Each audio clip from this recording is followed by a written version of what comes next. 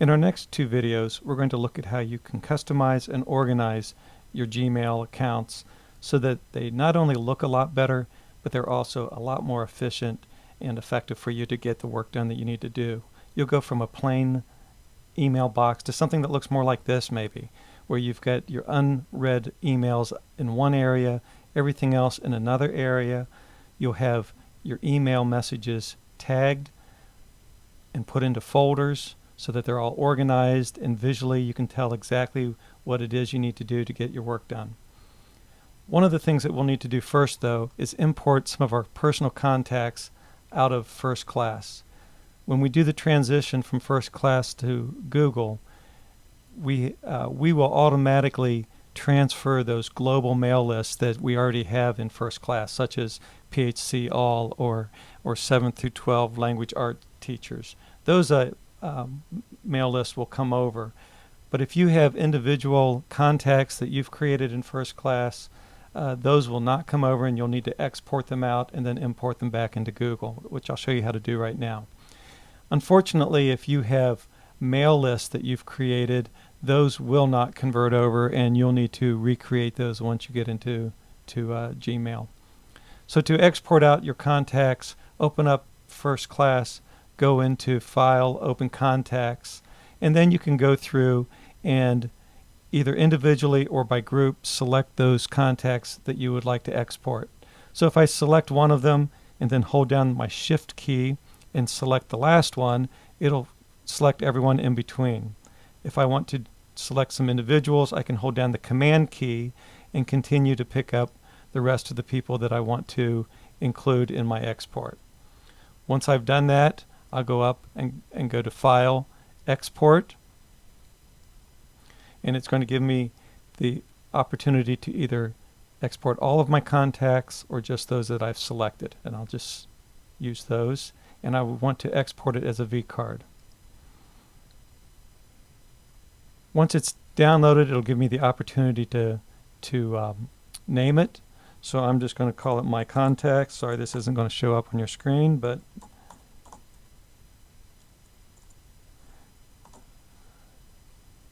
and I'll hit Save, and that's putting it on my desktop. All right, so now I can quit First Class, and I can go into my Google inbox. At this point, I want to look at my contacts. So I click on Mail and go down to Contacts, and at this point I can import my contacts. And when I do that, it's going to ask what type of file do I want to import, and I need to select it. So I'll click the Choose File, go to my desktop, find the ones that I had just exported out of First Class, and now I'll say Import. And just like that, I have those contacts have been added to my contact list.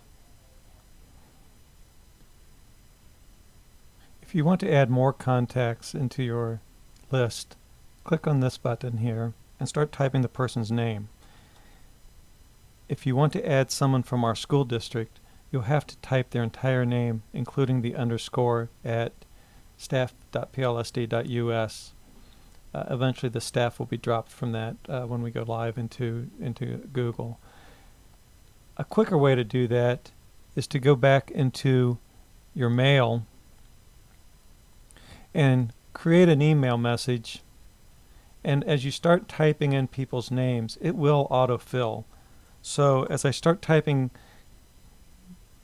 Craig's name, you'll see that you're going to get a list of people in PLSD domain that have this in their name, and this includes the students as well. So if you select them this way, you don't have to type out their whole name, and then when you click on when you hover over them, you can go in and have them added to your contact list this way. So when you do it this way, it's a lot faster than typing it individually. Now when you go back to your contacts, those people will be added to your contact list, and now if you want to create a new group and add them to it, they'll be available for that. Another way to do it is to go in and select the people who you want to have in your group or your mail list first, and then when you go up here, you can either add them to an existing one or create a new list.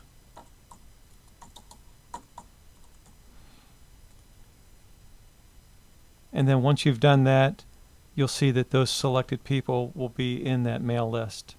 And from there you can send a mass email to them.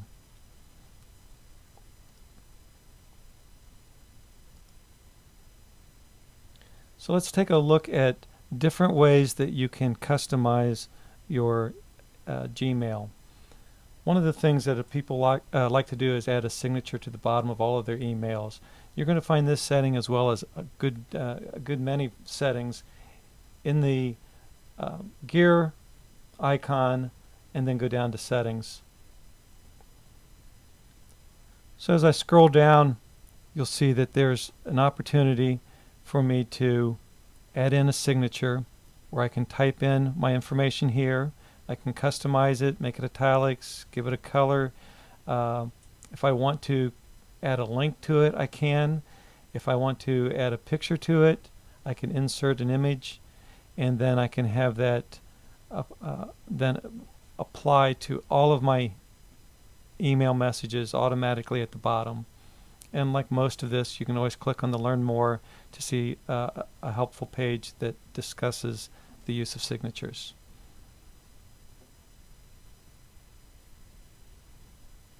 And as you notice up here, there's also a way for you to add a picture in here so that that appears every time you go to log in or when other people see your contact information.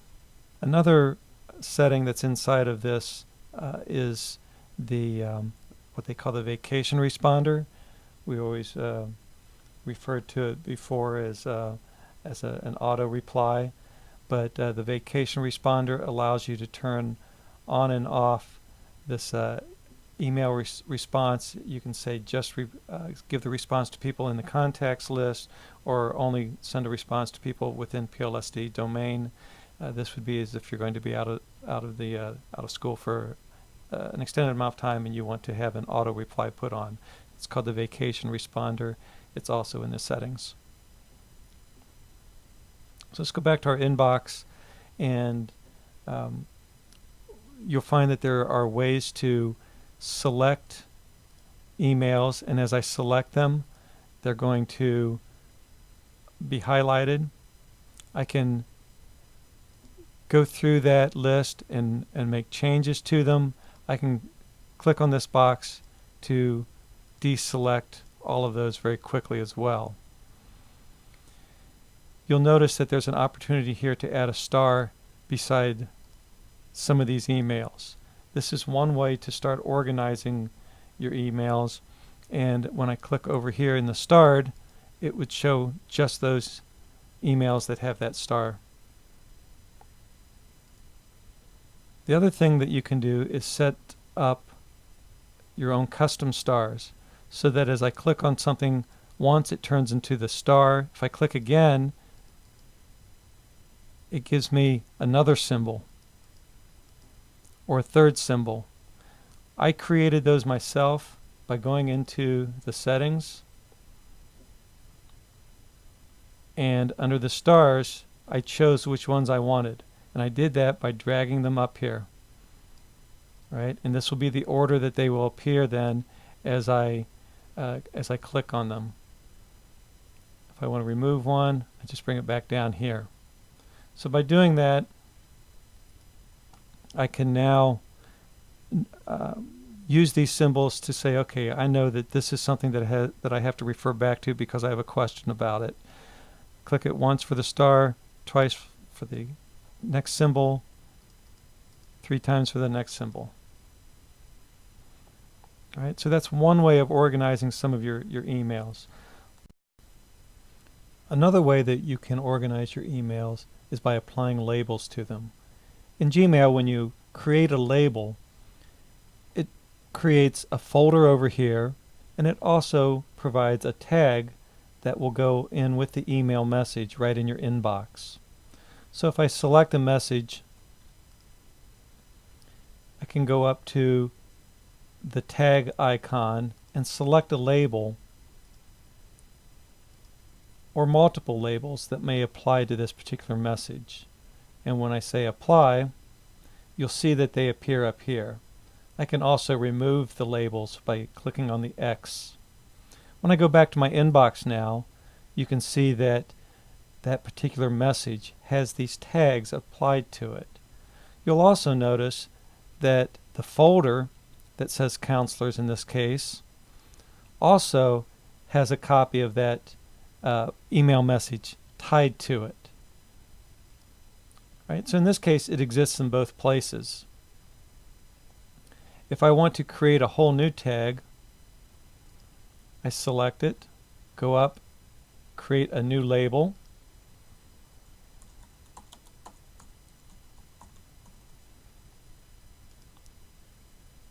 and now when I go back to that message,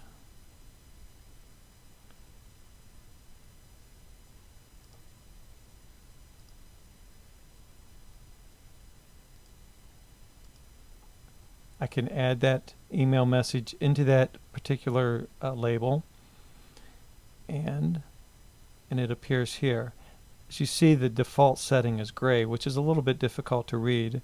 So I can go over here to the folder that's been created and change the label color.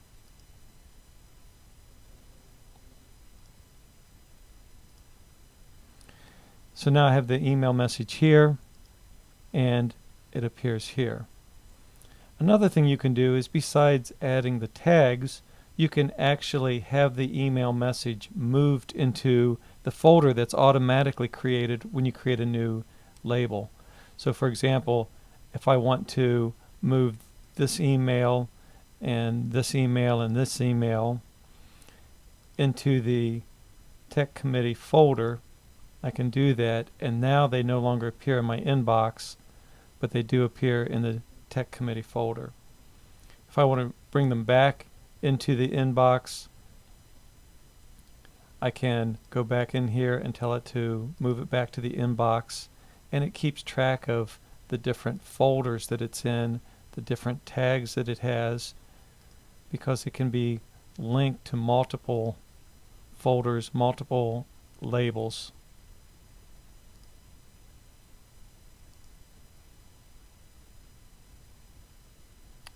All right, so again, these are all labels. When you use the tag, it appears on the inbox. When you move it to the folder, it'll appear in the folder. Or you could have it remain in the inbox and be linked to one of these folders.